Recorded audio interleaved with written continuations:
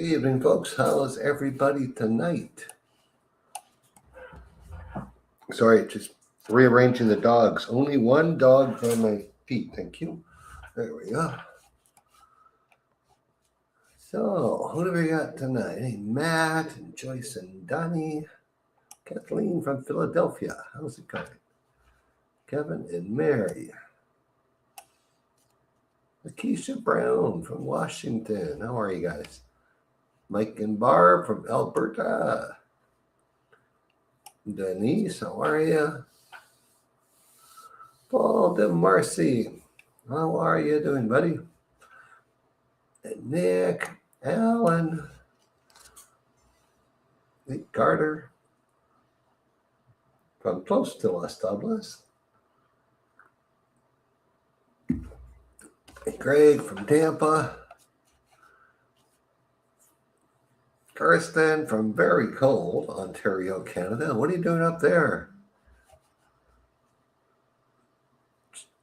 Jeff and Megan from Ontario. Brian, another Ontario. What are any Canadians doing up there? Come on. Hey, Andy. There we go, Andy. That's funny. Lisa, Hot Springs, Arkansas. All right, guys, we're about a minute from getting started here.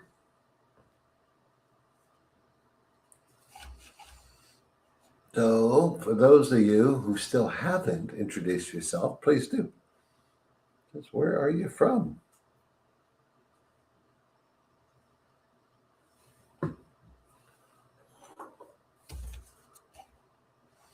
Hey, Sylvia, also Ontario. Brian, we don't talk politics on these calls.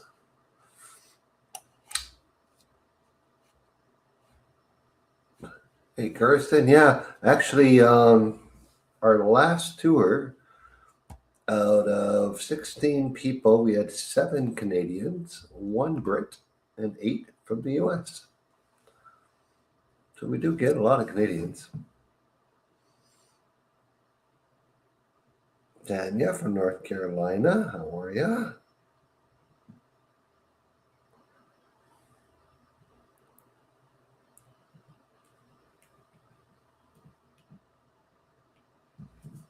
And I'm going to bring Megan onto the event.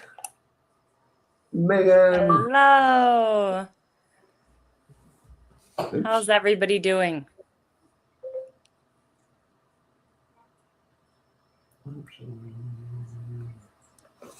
I'm doing fine.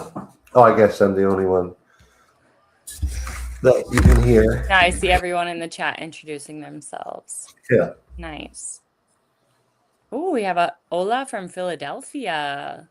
Yes. Love it. Fellow Philadelphian. Oscar's gone again. Surprise, surprise. He's in Colombia, but next week he'll be on. Andy, a Brit living in the U.S., working for a Danish company. That's quite a mix-up. We have people here from all different backgrounds. It's always interesting to hear the stories. Doug, are you actually in Calgary? Doug and Eric, okay. We're going to finish with the introductions and we can keep going. So this is a Q&A, guys.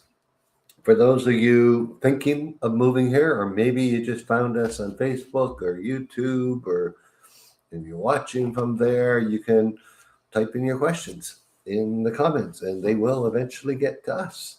If you're in the studio, just type the questions in. If you want to come live, just type the word live in the chat and we'll bring you on and you can ask your question from there. How about we quickly, I see a bunch of new names, tell people who we are, Megan. Sure. Yeah, so if you're new, we're Retire in Panama Tours. There's our website there. Rod will scroll through. You can kind of see what we do. I'm Megan. I'm our operations director. So if you end up taking one of our tours or getting our total access pass, I'll help you get ready for your visit, help you get ready for your move, and everything involved in that. Um, so I'm originally from Pennsylvania. I moved to Panama in 2018 with the Peace Corps originally and meant to come just for 2 years. But about a year in, I met my husband, Oscar, who you see on the screen there.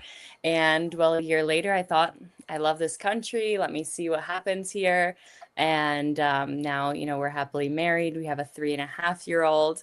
And I ended up moving here to Boquete with him. So since end of 2019, I've been in Boquete and I love it here. I've seen the community grow a lot. It's a very diverse community of people from all over the world, all different backgrounds and ages. And just like a lot of Panama, it's a melting pot here. And so we love it. Our whole team has different backgrounds, and um, we bring our own opinions and visions to our tours, to our tour guests, and we can tell you about our different experiences moving here. Um, and yeah, if you come on tour with us, I'm looking forward to meeting you. I spend most of my time in Boquete because my son is here, and my husband Oscar leads most of the tours. And but if you move here, I will meet you when you're here in Boquete. If you get a Panama Total Access Pass, we'll do one-on-one calls with you, make sure you're ready for your move, help you plan your visit, and all that good stuff. Okay. So at any time, you guys, if you got urgent questions, type them in the chat. My name is Rod Larrabee from Vancouver, Canada. I moved here just over 14 years ago. I originally moved right to David. I felt I needed a city. I didn't want the big city. But I found it was just way too hot. I ended up in Boquete. And recently, I just moved out to Dolega, which is halfway between Boquete and David. And I really like it out there. And so I met Oscar my third month here. I came without knowing anybody, and I was getting some really, really bad advice. And some really screwed up things happened with the first vehicle I bought. The lawyer I was talking to wanted a whack of money to start my visa, and it was just I didn't know what to do. And I started asking around town in Boquete. I went to business owners in the tour sector, asked them if they knew somebody that could assist me with all this stuff. Well, they all referred me to one guy, Oscar Pena. So Oscar has been doing relocation, like assisting expats with relocation for more than 14 years. He is, I like obviously the longest one doing it in this town. Maybe there's someone been doing it longer in Panama City, but we are now cross country, and I joined Oscar. He got me all fixed up, and then we were in business together. Within a year, we had an in-town office where we did local tours and assisted expats with their problems. We started this group tour, had an idea of starting a group tour because we wanted people to land here without the problems, all the problems solved, or have a direct answer to every challenge they came up with. So we started the group tours, and here we are today. There's the three of us that run it. We are all here. We run this thing right out of Panama, and we all enjoy what we do. It's great. We love assisting expats make their move here from anywhere in the world. Mm-hmm. Okay, so let us begin. Questions are already flooding in. Yeah, moving companies from Canada. Kirsten, you're going to get all that information and talk to people on the tour, and we'll get you moved from here. I get this question in several formats, so I'm not going to put the question up. I'm going to put the question, what are the ramifications of the U.S.'s actions in Venezuela? In Panama, there are none. Panama is quite a ways from Venezuela. I think Boquete is close. I looked on Google Maps. It could be closer to Florida than it is Venezuela. But there are no real repercussions. Venezuela has had a dictator running their country for many, many years. I have personal friends from Venezuela that have lived here, and now they live in Colombia. And I get a bit of insight. Most Venezuelans you will find are glad the guy's gone. Now, whether or not it's under the best circumstances or not, well, one step at a time. But there certainly are no ramifications here in Panama. So it's really, we weren't part of that. Panama is a very neutral country. Yeah, I mean, there was, some statements from some Panamanian politicians that they see this as obviously something extremely positive for Venezuela. I mean, Venezuelans are thrilled. This is something they've been waiting for decades. So they hope that this causes a positive change and a real democracy again in Venezuela, in which case there can be friendlier relations between Panama and Venezuela again. That is the hope. Mhm. Okay. Brian asked, the red carpet visa, can the real estate investment be vacant land that you build your own house on? If you buy $300,000 worth of land, yes. In Panama, it's called the Qualified Investors Visa, is the actual name of the visa. They nicknamed it, some places have nicknamed it red carpet, but I've heard from lawyers who don't know what that means, because in other countries, they call visas like that red carpets. Here's the Qualified Investors. It starts at $300,000 in real estate. Honestly, folks, it's the Friendly Nations visa is much better unless you need a visa within a month for some reason, like need your permanent. And Friendly you can't Nations be visa, in country because that's Yeah. another benefit. You don't have to be here with the qualified investors. but it costs more than twice as much. Costs at least $20,000 in government fees and legal fees for the Qualified Investors Visa. And You're paying for the Friendly convenience. Nations, yeah, it's the convenience. But the Friendly Nations visa is only $200,000, and it is, you can definitely, you get a temporary visa. You can live here. You don't have to leave for 2 years, and then the follow up, you'll get your permanent. Yeah, and just a fraction of the cost in immigration fees. Yeah, it's 1,020. Is that the right number? 1,020, or is it? I've lost my mind. No, it's 1,020 plus 200 or something like that per person. Friendly Nations visa, where For the government checks. Yeah, the qualified investors is 10,000 for the government checks. 5,000 and 5,000. They added a 5,000 to the national treasury because they thought they could use it. Which airline has air conditioned? There's only 2 airlines that fly pets in cargo from the USA. Well, there's technically 3. There's one major one that flies from the US and Canada to Panama. That's Copa Airline. Yes, they have pressurized, air conditioned cargo spaces for your dogs. American Airlines flies pets in cargo out of Miami. And Air Transat flies pets in cargo out of Toronto.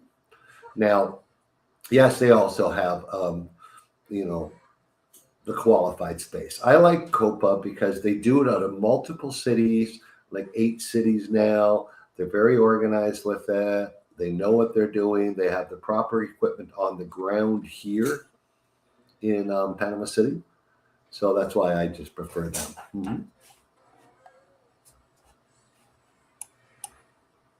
Health insurance. Richard recently had cancer. Would I be able to get medical insurance in Panama, and is it required to be able to move there? It's not required to move here. It is an option. We have the private system and the public health system that foreigners can use. You would have to go through application. It depends. Typically, how it works is the exact type of cancer that you had would not be covered on a private health insurance plan here. but everything else would be. But it depends. You can get quotes from many different providers and see what would be available to you. Yeah. It also depends how recent the cancer was. If you're still receiving treatment, you probably will not be able to apply during that process because there are always complications. Like you probably don't want to. You're just going to get rejected. But if it's been a couple of years, all is good. Yeah, you can certainly apply. Mm-hmm. And we have great cancer treatment in Panama in the public system. That's very affordable. Mm-hmm. So that's something to keep in mind as well. Yeah, we know people that have had their chemo and radiation done in the public system, but then had their surgeries done in the private system. Because the chemo and radiation, this is no word of a lie for the chemo, it's $5 per treatment. You might have to wait. There's a little more waiting. It's, they're not going to feed you. It's going to be all in Spanish, but it's very inexpensive.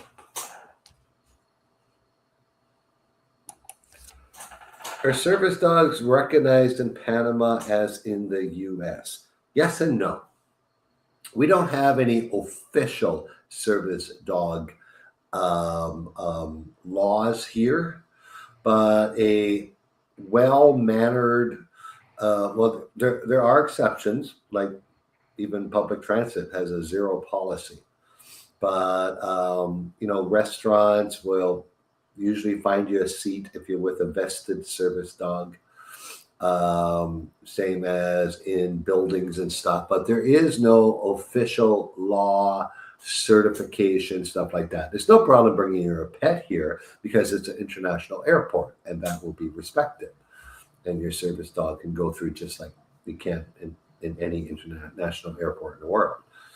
But do expect some changes to the laws in some places that your dog will not be allowed in. Mm-hmm.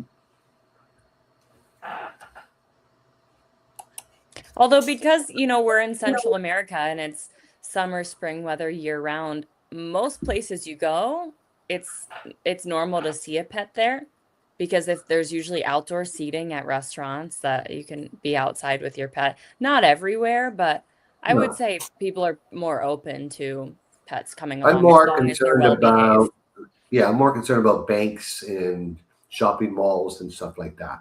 Right. For a true I've seen service them, animal. and definitely if they see the need, if it's a seeing impaired person, yeah, of course they let them in. But if they can't see the need, that's when they challenge it. Mm-hmm. Exactly. Okay. I'm looking at Greece, Panama, Thailand, Vietnam when I finish work. Can you comment on why Panama would rank higher? Okay, haven't been. Thailand was on my list. Megan, have you been to Greece? Europe? Nope. No. Mm-hmm. I've been to Europe, but not Greece. So let's just look at the pros of Panama. Yeah, I think for a lot of people, it's just the ease of it. Like there's a lot of English speaking. It has US dollar. It has a lot of American influence from all the years of the American military being here. It's closer for North Americans to travel to and from. Those are the top things that I hear. Now, mine would be the easiest and least expensive permanent visa in the world, the pensionado visa. It'll cost like $2,500, one-time fee. You'd never have to do it again. You're not going to get that in Greece and Vietnam. You might, in Thailand or Vietnam, they have 3-year visas. I'm not sure about Greece's visa program, but no chance of you getting double tax like they're starting to do in Europe right now. Portugal instituted a 10% tax on foreigners on their retirement income. So not only do you continue to pay your tax, your deductions in the US, they charge you another 10%. So Panama has been a territorial tax system since it became into existence in 1903 and remains that today. They won't tax your Yeah. Canadian income. In Panama, you're only going to pay tax on Panama earned income. So any income from other countries, they don't care about. They just want you to spend it here. Eric, any advice if I want to live 6 months a year? I'm Canadian and my wife, she's Cuban and lived in Cuba. Well, lived or does she live in Canada? Does she have a Canadian permanent visa? Because for Canadians and US citizens, the typical tourist visa in Panama is for 90 days. But that was extended for US citizens and Canadians to 180 days. So if Yeah. she has a Canadian passport, she could also stay for 180 days. Yeah, if she has a Canadian passport. If she only has Canadian residency, that'll get knocked back down to 90 days, 30 for some countries. So, Megan, can you do the next question? And I am going to get this gentleman a link. It's just not going to the top of my head. Yeah, sure. Let's see, from Nick. I'm looking for a coastal city or town suggestion. So far, I've been to Panama City and Bocas del Toro.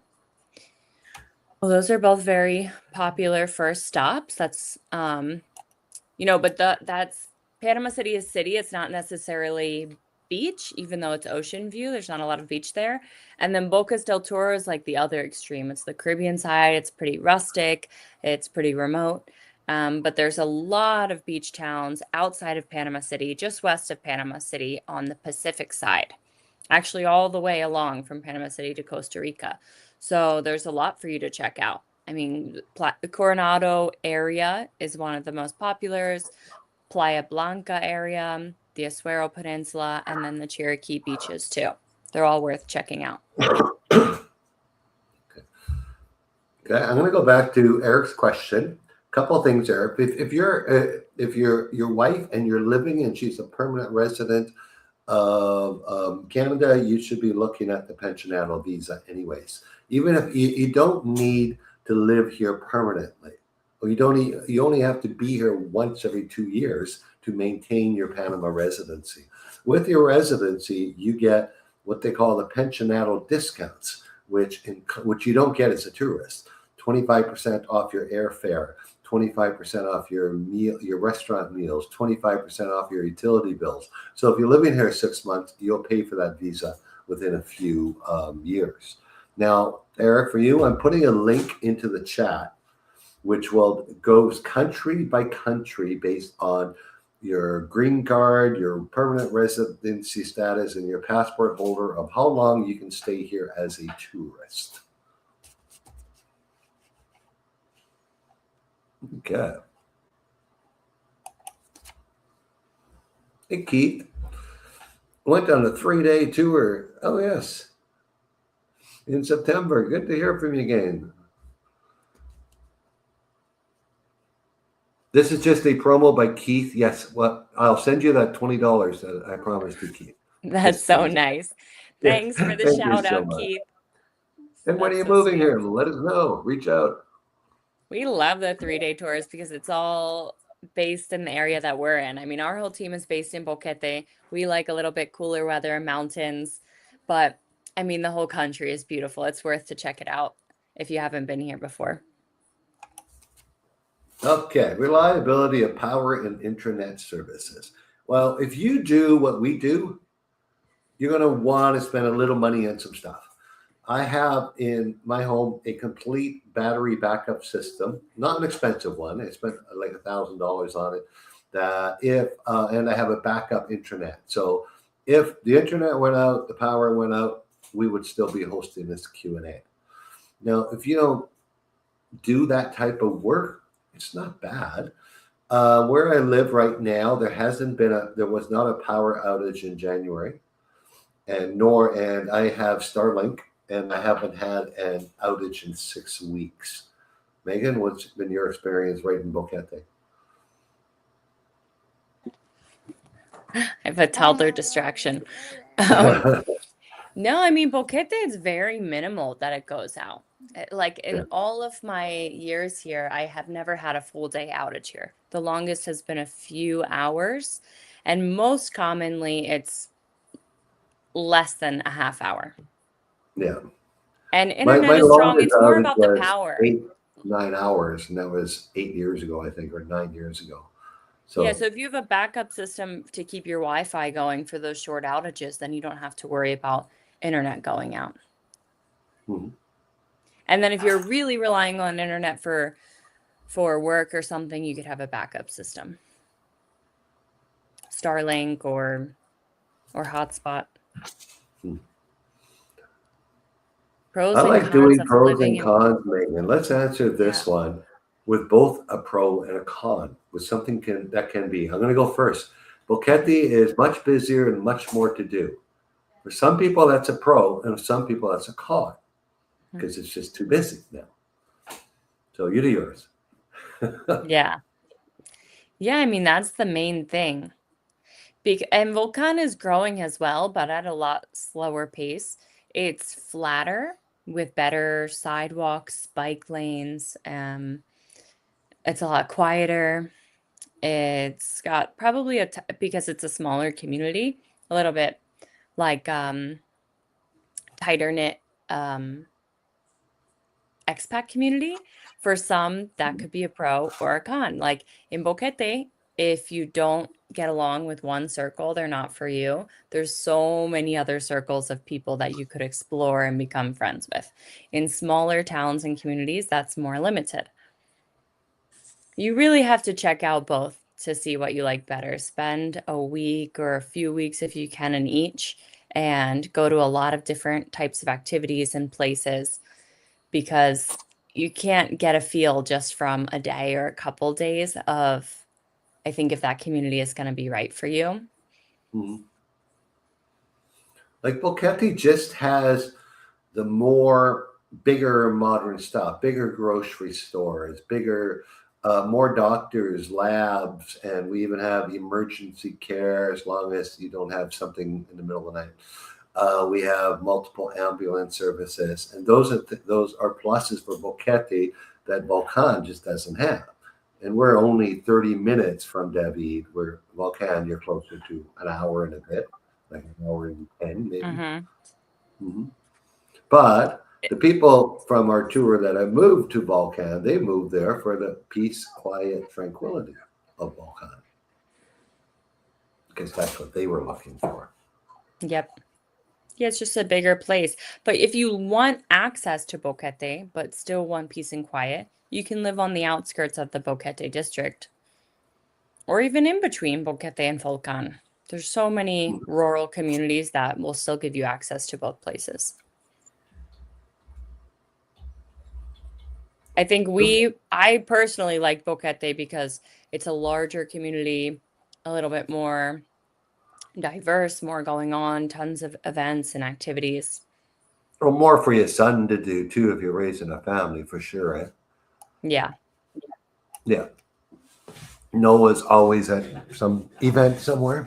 Keeps you But I busy. know there's Yeah. families in Volcan that love it. They feel like they're Mhm. living, in the 70s in the States where their kids just run down the street to hang out with their neighbors and people neighbors treat each other like that. Like, yeah, come on over. Your kids come on Mhm. over for dinner, go ride your bike through town, and there's no worry because it's such a small town vibe like that. Okay, great. If we were looking at doing a snowboard thing, when we could go back and forth several times a year, if we bring the dog with us, yep, every single thing you have to do, great. It doesn't matter if you come back in a week. Well, yeah, the airline won't let you on the plane because everything has to be done within 10 days. So, which is your USDA or CFIA vet appointment, your consulate authentication, all this stuff has to be done within 10 days. And notification to Mensa, apply for home quarantine. Yeah. Next time you come, you have to do it all again.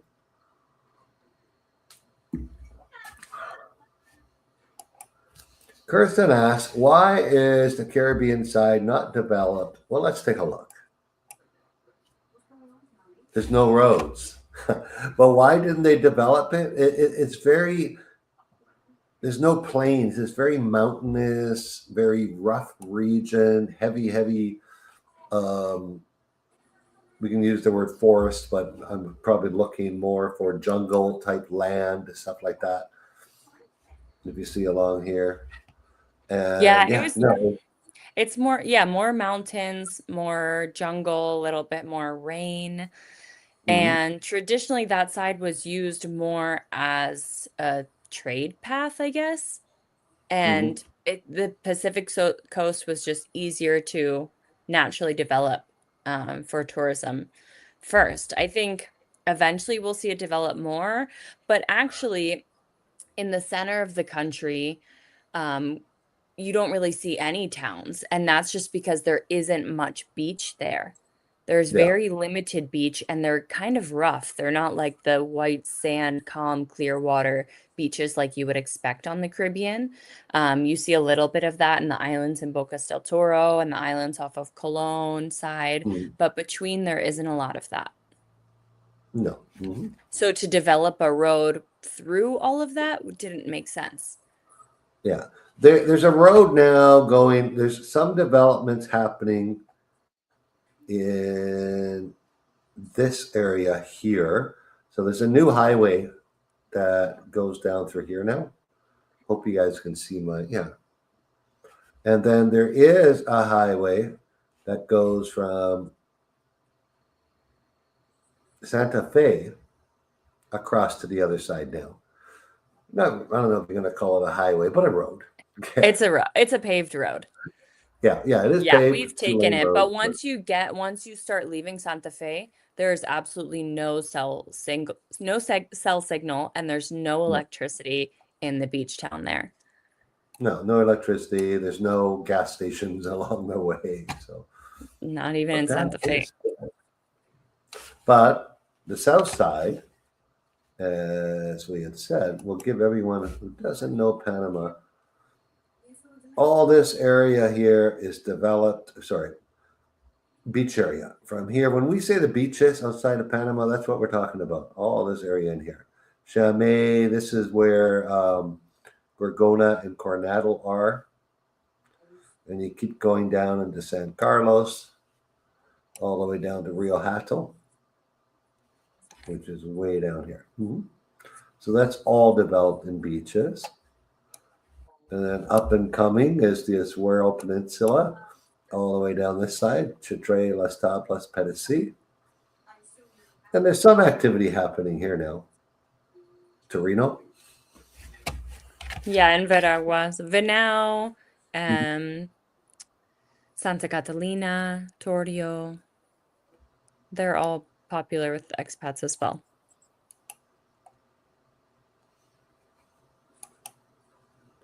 Do Yeah, it's you also offer the Caribbean personal? side, we should just mention like it's so remote. Like I guess that's obvious. There's not enough amenities. Yeah. People love Bocas del Toro, but there's no high-end health system there. It's very far Yeah. away. So for a lot of people of Mhm. retired age, it's just not a possibility. Hey, Nick, do you offer personal tours? Well, Nick, we have two types of personal tours. We have a total private, exclusive private tour that you will be in a fancy SUV with Oscar, and Megan and I will join you at different places around the tour. You have us exclusively for 1 week across the country or 2 to 3 days just in Cherokee. They're not, I'm not going to say they're inexpensive. They're not. They are typically designed for high net worth individuals, people who require privacy, maybe people that have families and want to visit the schools and do stuff like that. That's typically what that is. But our second private tours is the Panama Total Access Pass. Now, this is you get a members area, one time. By the way, it's a one-time payment, members area for life. Okay, in the members area, you're going to have access to our entire Rolodex we built over the 14 years or more. We've been doing that. You're going to get a book. You're going to get the physical hardcover, just shy of 500 pages, 110,000 word book that is going to guide you through your entire move. And you're going to get Oscar, Megan, and myself direct access to us with video conference calls that we're going to build your checklist. Now, in this members area I talk about, you access it right from our site. And I'll give you the quickest, teeniest weenie promo. So let's say you come here and you want a tour of Coronado. You would go into your members area. You would click on drivers, tour guides, interpreters, and the best of the best are located in there to give you a tour of the specific area you go. And then you may end up down in Tennessee. You do the same thing. You can hire someone in that area. You can get your immigration, health insurance, rentals, real estate, everything. Even before you come, we're going to explain the car rental business here. Who are the best ones to rent from across the country? What are you going to do? Once you live here, what are you going to do with your phones, entertainment? How to get your passport renewed? Best accommodations. So those are the two private tours that we offer. Yeah, and if you do platinum, we can do as many video calls as you want. We can help you plan your visit, make sure that we can support your local guides in planning your perfect vacation with them, your visit, your exploratory trip. And then after your trip, we get on another call and we review with you, help you get ready for your move, review any doubts or questions that you have. Yeah, some people are more adventurous or they have way more than a week. They want to spend a month here. It's a perfect product for you then. It's, everything from where to stay and where to go and who to talk to and how to get there and direct, shoot us off questions whenever you want to. And we will guide you the way. With our tours, the Panama Total Access Pass is included. The only thing you don't get in the Panama Total Access Pass is the tour. So, you get the same thing our tour members do as far as after tour support.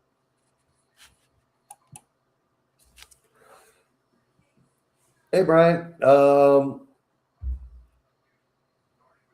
yeah, because it doesn't matter what visa you come on. When a woman is 55 and a man is 60, you get the pensionado visas.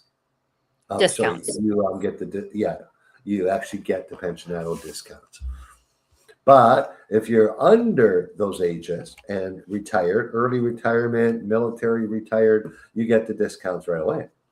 I know people in their 40s who are getting the discounts because they're retired and proved a pension. But you need to be a resident. Yeah. Yeah, you need to go through the residency process.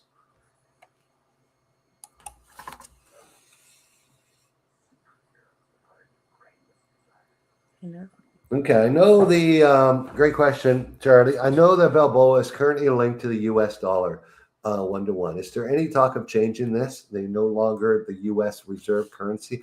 Panama doesn't use the U.S. reserve currency. Okay, let's explain that. We're not totally dollarized. Countries like Ecuador and El Salvador are dollarized economies where the U.S. has injected their dollars into those countries. Ours is pegged. Ours is, you can compare it to Belize. If some of you have been to Belize before, they have a peso. They got a 1 peso, a 5 peso, a 10 peso, a 20 peso, and a 100 peso. And their pesos are pegged to the US dollar. We're the same way. It's we don't print the money. We buy old US Treasury bills. So at any time, there's no talk of it going on right now, but at any time, we could start printing our own bills and just everyone come change your US dollars for Balboas. And I'm sure they would, because our economy is built on a 1, 5, 10, 20, 100 system. I'm sure, that's what our bills would look like. Mm-hmm.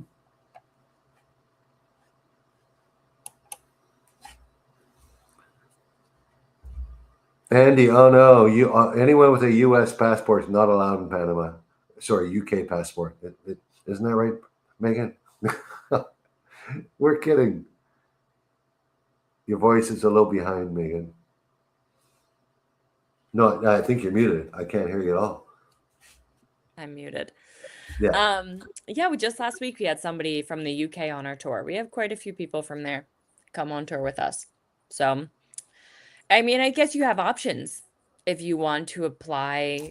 I mean, typically they say you should apply with the citizenship that you were most recent in the with the country that you were most recently living in, because you'll need a background check from that country.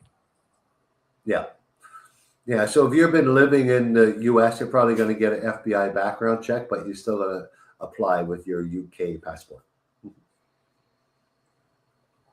If you have two passports, then you can choose whichever one you want.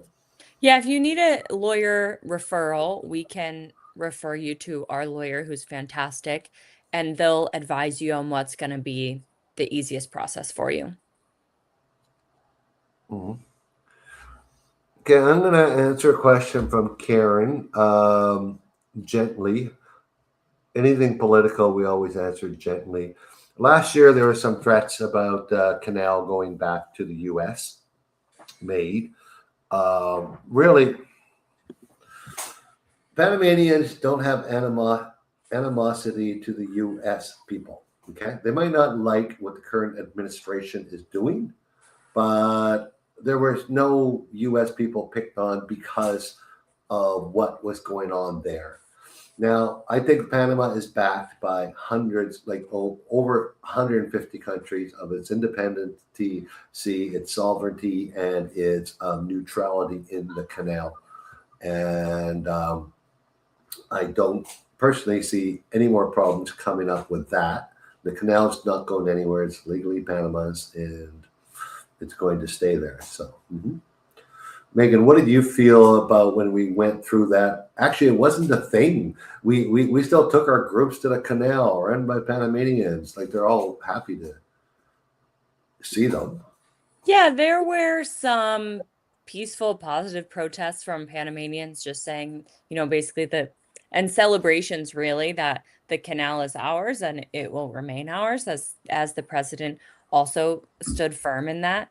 I think since then, Panama has a really solid relationship with the US, and personally, it did not affect expats here much at all, or even our relationships with Panama. We got a lot of calls for people interested in Panama saying, are they not going to accept US citizens into Panama anymore? Or are they hating all of the US citizens there? And I think Panamanians are very understanding that the people are not their president.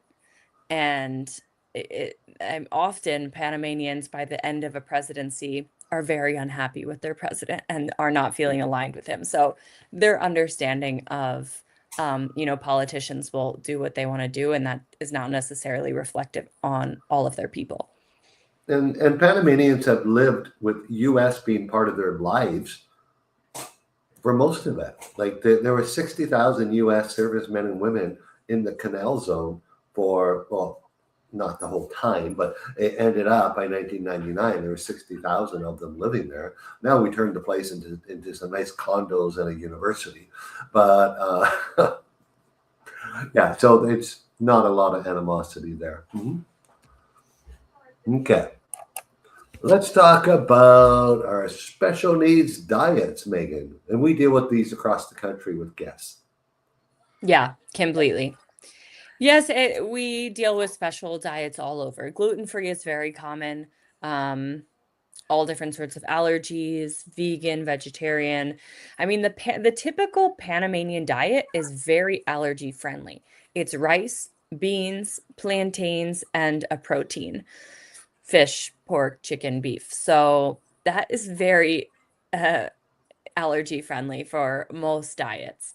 And that's the typical, and you can find that almost anywhere. So that's the nice thing.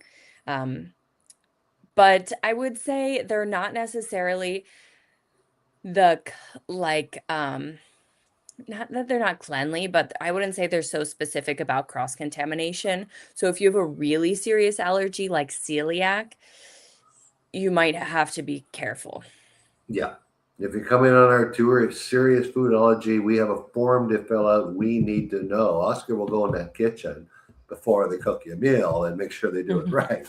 So, yeah, we need to know. But example, I went for lunch today with a friend, and I had the gluten-free pasta with a tomato sauce and chicken.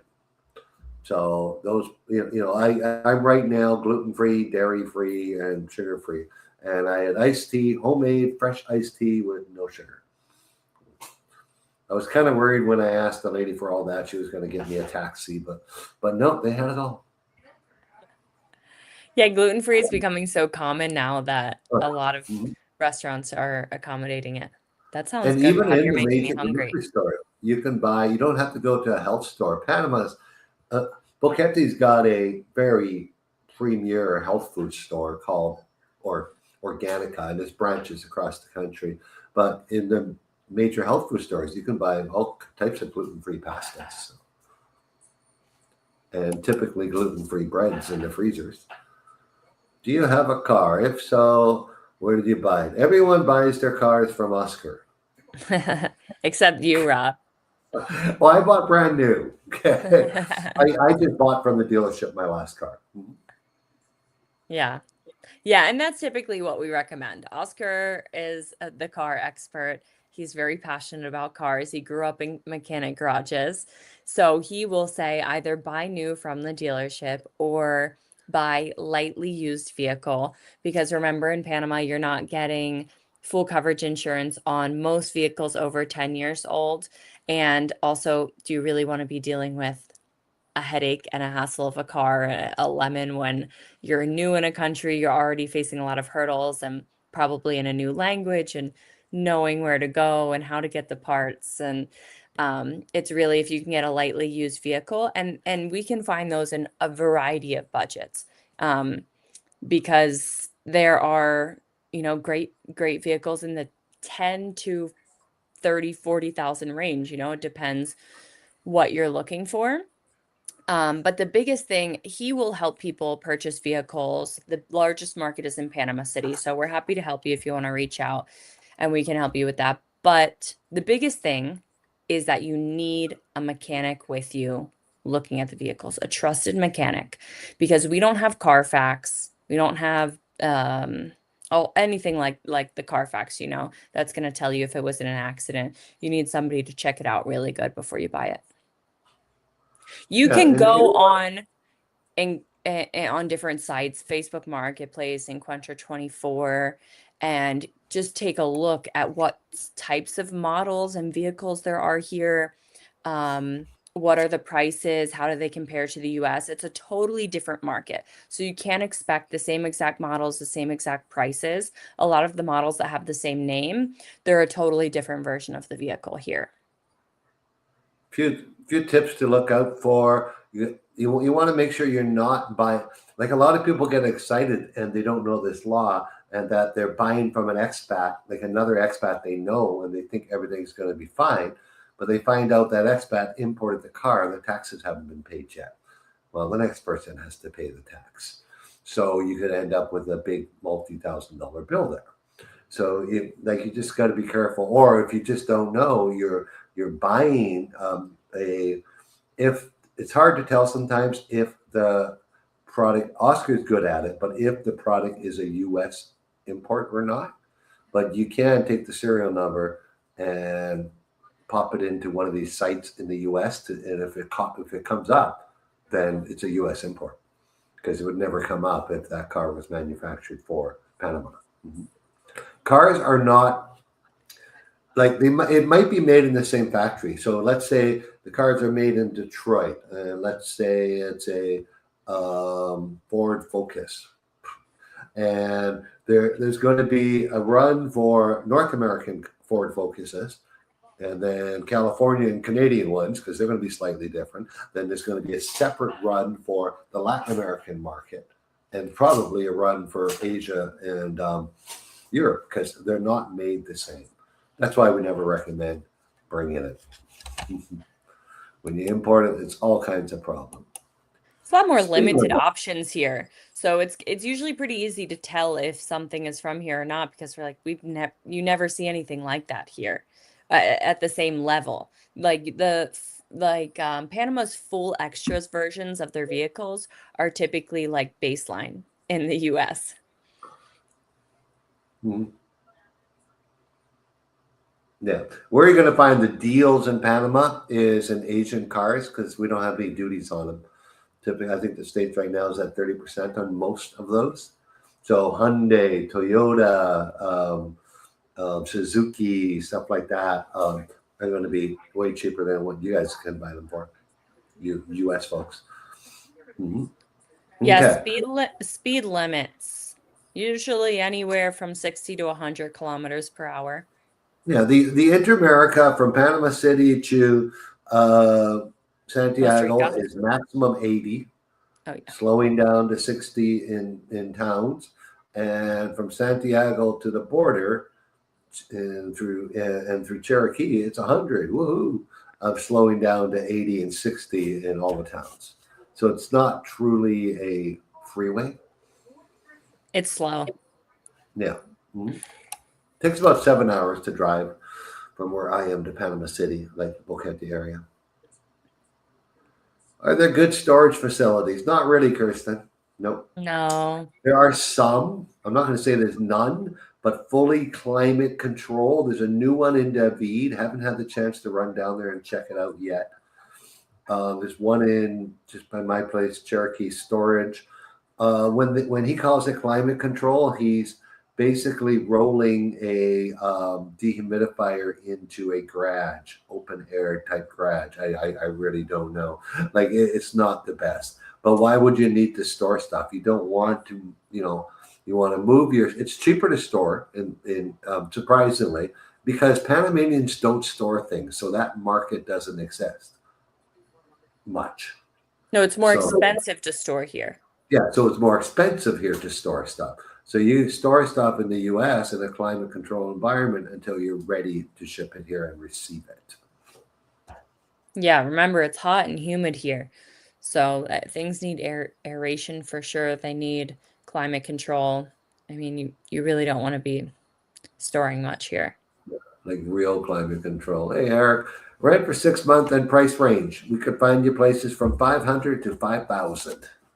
If you want to type in another chat, what you're looking for, 2 bedroom, 3 bedroom, yard, apartment, style, quality of fixtures, we could give you a better example. A rentals agent will work with you on any contract at least 6 months or over. Mhm. Kirsten, yes, I believe you'll get the members access.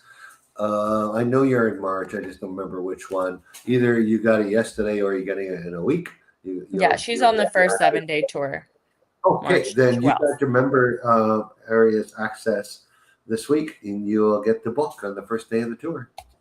Yeah. And you have to read it by the end of the tour because there's an exam. Also, I wanted to say, keep in mind that most rentals and even homes for sale, a lot of them come furnished here. Yeah. Yeah, a lot of this stuff. And when We've you're had thinking about moving your belongings, I mean, you have to think about is it going to work here? Is it going to fit? Mhm. It could be worth it for you. Some people it is. They have really nice things. They love their things and they're happy they brought it. But I think for a lot of people, they feel like I didn't need all this stuff. And you see a lot of expat sales. The ones I kind of giggle at, I shouldn't. It cost somebody money. I shouldn't laugh at it, but they just didn't know. They shipped all their stuff, and then they ended up buying a house that's already furnished, and now they're already having a sale. They've been here a month because they can't fit all the furniture. Happens a lot. They spent $10,000 or more shipping it. So The person selling their house said, "We don't want to ship it all back." Megan, tell them about Playa Cacaro. I haven't been there. Yeah, Playa You and Caracol. Oscar were just there last month. It is fairly new development in Punta Chame. It's by Grupo Los Pueblos. It's a very well-known developer in Panama. They did a lot of really big developments. So It's great. It's wonderful, and it's developing quick. They're sticking to a good timeline. It's a little bit remote for sure, but I think they're ahead of the timeline at creating the beach community out there in Chame, because I mean, an hour, at least an hour on the highway out of Panama City, and then at least 30 minutes on a pretty rough road with a lot of potholes all the way out to the beach. I'm sure eventually that road will get paved and redone, but currently it's a bit of a rough ride all the way out there. But you get out there and you're like, I can't believe this whole development is out here. It's really nice. They have the Radisson Hotel there, and they have their own sales office for all the condo communities as well, because they have the hotel with its own pool and social area, and then each kind of home and residence complex has its own amenities, pool, beach area, and they're slowly building out. So I definitely see a future there. It's a great development and with a reliable developer. Perfect. In regards to life insurance policies, do you have to have a separate policy if living in Panama? Hey, Tommy, good question. Not necessarily, because as long like no matter where you're living, and you pass away, and then what you need here is a proper will, especially if you have assets. Okay. And even if you don't have assets, you can have an end of life and health directive will, because if you carry a large insurance policy that's going to pay out, let's say your children and stuff like that back in the States, you're going to have to provide a death certificate from Panama, translated in Panama, authenticated, boom, boom, and that's what your will would provide here, and then have that sent to whoever needs that information, probably your kids, back in the U.S. So if you have any asset here, a bank account, a car, a house, and you're living in Panama and you want a health directive and stuff like that, you need to see a good Panamanian lawyer and get yourself a will. It's not expensive. Just get it done. Your will in the States will not cover your assets here well, put it that way. Some people try it, but it has to then rely on international law, which could take years. So that's why it's a very simple thing. You have a will here, will there. Make sure your heirs have copies of everything, or they know about what you're doing. So, hey Janice, oh, you finally caught it live. We were just Nice. strolling on StreamYard, and we popped in front of your face. Wonderful. Good to meet you, Jan. I hope you come with us in September. For Come on those of tour. you who haven't done this, I'm putting a link in the chat. We have a 12-part newsletter that covers all kinds of stuff within Panama. Everything from how is living in Panama, healthcare, residency, visa, cost of living, blah, blah, blah, blah, blah. And you'll also get we send out a Sunday news, which things that are happening in Panama. You have folks handling, talking the political questions. I address those sometimes on the Sunday news sections and all the stuff happening around here. And we send out a notice about our Q&A. So you won't be bombarded every day with email. You can unsubscribe at any time.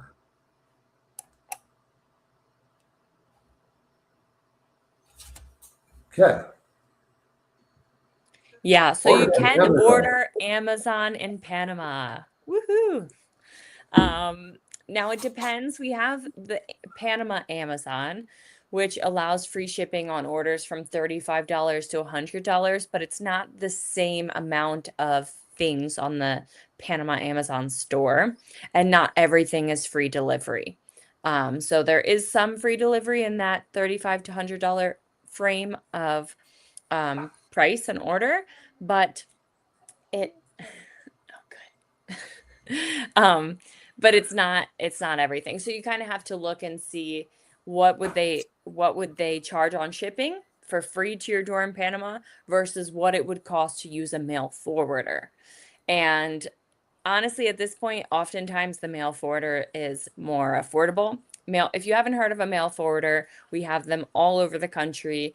A good example is Mailboxes, etc., which exist all over the world. They have offices all over Panama, and you'll pay a fee to get the package from Miami, which is where all freight goes through to get to Panama, and pay to get from Miami to Panama. And typically that is anywhere from $2.50 to $6 a pound, depending if you're doing sea freight, air freight, by volume or weight.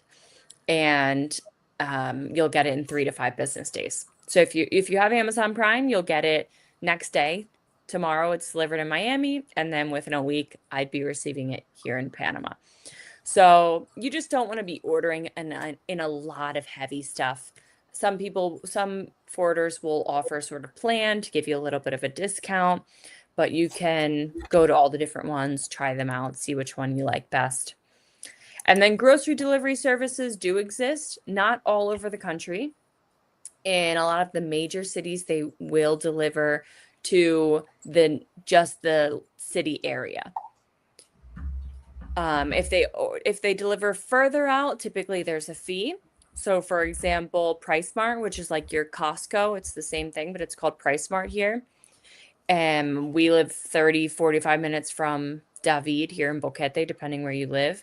So they will charge about $18, I think it is currently, for delivery to Boquete. And there's in every town you're in, the Super Brew has a website and free and delivery free over, I'm going to say 65. I think it says on their window. And there's somebody posted in Coronado, someone that's also doing grocery delivery. I just can't remember which one. In But the don't large get angry. cities, there are Yeah. apps like Pedidos Ya. It's kind of like your Uber Eats or whatever you use, and that will and you can just order right on there, and they'll deliver it to you that way too. But that's just in the Perfect. big cities, not the small towns. Carnival, best city in Carnival, not huge crowd. Well, the word carnival and not huge crowd is an oxymoron. Sorry.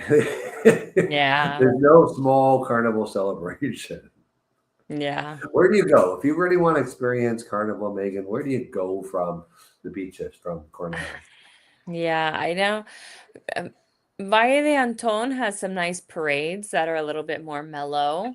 Mhm.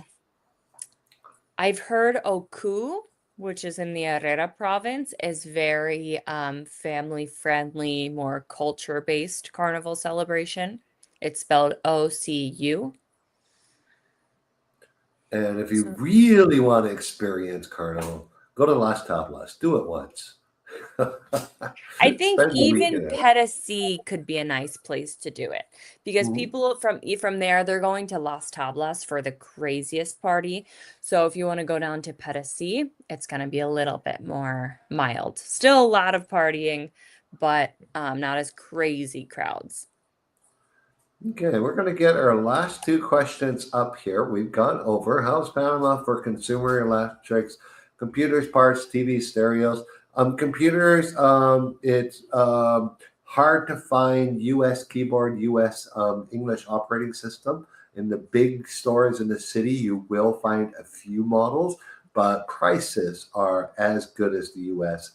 TVs prices are excellent here compared to US or Canada. Stereos, you can buy a Bose, you can buy nice stuff, not the selection that the US has. So computers, I'm still ordering my computers and shipping them in because I'm very particular on what I buy. And I need, like, I swear to God, I can type 85 words a minute. On a Spanish keyboard, that goes down to about 3. Like it's just, I can't do it. It's not just the main buttons you use a lot in your daily life or in different places on a Spanish keyboard. I don't mind the Spanish OS as much, but that's operating system, folks. So where it says file folder, like there's not a lot of words left. It's mostly visual in Windows. But Let's talk electric cars. I'm going to do a quick rundown again. Go ahead, Megan. Yeah, if you're not in Panama City, I don't think they're going to be the most convenient. It's just that they're very new in Panama. So not any mechanic around the country is going to be able to work on it. Probably you're not going to get parts that fast just because they're newer vehicle. There are charging stations all over the country, so that's fine. But probably you would want to be closer to Panama City to be able to go to a dealership where you can easily get maintenance on it. Okay, we're going to answer the last question, so no more questions. Megan, do you know who owns the Cybertruck in Panama? I keep seeing it on the road, and they look I very similar. know. Well, I they know kind of there's a look like few. It used Bochetti's to be the garbage truck. mayor. The But Panama yeah, City okay. mayor had one. I always think it's the garbage truck when I'm behind it. I don't know how he charges that thing. Okay, yeah. Is Bocchetti considered a big city? 25,000 people. So it's still really a town. It's a small But city. tons of amenities to service the foreigners and tourists here. So Yeah, so we do have deliveries, you'll be able to delivery get deliveries services. no problem. Uh-huh. Yeah. There are not all stores have deliveries, but there are independent delivery services who you can send them what you want in the store or restaurant you want it from, and they'll bring it straight to your door. Yeah. All right. We are done. Thanks, Megan and I everybody. are going to have a meeting before Oscar gets back, and we're going to bring some more interesting Q&As to you guys soon. I already Yeah, have I one think planned. next I week just we'll don't know all be when to together. do it. Yeah. So it'll be a fun one. Oh, I was thinking of taking next week off. Sorry. Oh, you can do that. Me and Oscar next week. Oh yeah, that's right. Okay, we'll hang out. We'll have food. Okay. All right. guys. Good night, everybody. Have a super night, and we'll talk soon. Bye-bye.